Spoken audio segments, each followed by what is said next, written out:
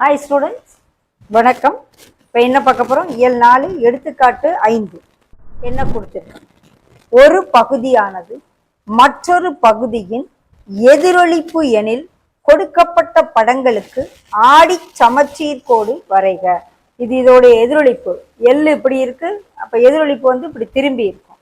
So இதனுடைய சமச்சீர் கோடு, இந்த இதுக்கு சமச்சீர் கோடு, இந்த இதுக்கு சமச்சீர் கோடு பாருங்க. இந்த இதுக்கு அப்படியே நடுவுல வரைஞ்சோம்னா இதுதான் கண்ணாடி, இந்த பக்கம் பொருள், இந்த பக்கம் பிம்பம்.